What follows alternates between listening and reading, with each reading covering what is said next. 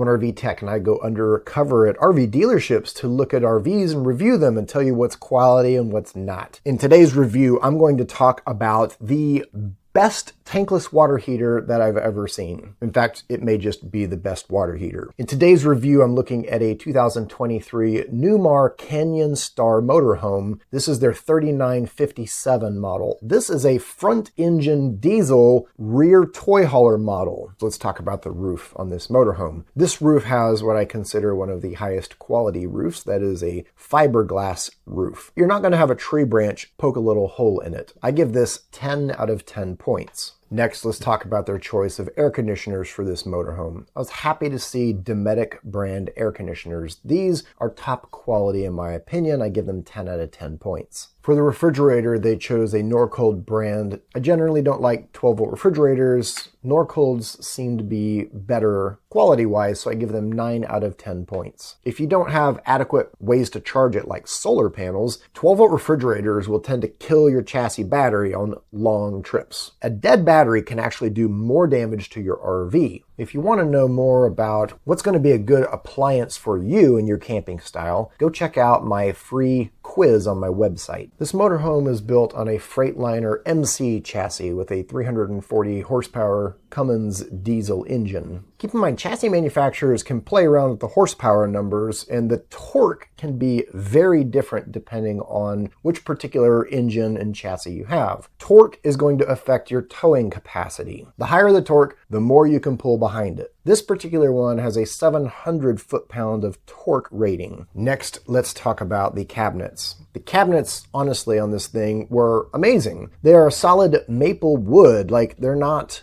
lumbercore or plywood or any of that junk. This is the highest quality of cabinets. I give it 10 out of 10 points. If you want to learn how to tell which RV cabinets are made of real wood and which ones are the manufactured junk, you should check out my RV shopping course. My RV shopping course covers the quality of all the major components and includes a mobile web app you can use to grade RVs, just like I'm doing in today's review. Next, let's talk about the countertops. I was, again, happy to see they used solid surface countertops, not just in the kitchen, but also in the bathroom of this RV. It annoys the crap out of me when manufacturers step down the quality of countertops in the bathroom. I'm happy to give 10 out of 10 points to the countertops in this whole RV. Let's look at the type of water heater this RV has. This RV has not only a Truma AquaGo brand tankless water heater, but it is the Comfort Plus model. Usually I don't recommend tankless water heaters for boondocking because they don't let you conserve water. This is the only tankless water heater that is really built for off-grid camping. Not only do you always have instant hot water, but you can just turn it on a trickle and you can get continuous hot water without cold spots. It's all around the best tankless water heater that I've ever seen. Most people don't know this, but you need to decalcify water heaters as part of preventive maintenance. And every other brand, the only way to do this is to disconnect the water supply from the back of the water heater inside your cabinets, which sometimes is accessible, many times is hard to get to. And then you have to hook up a bucket with a pump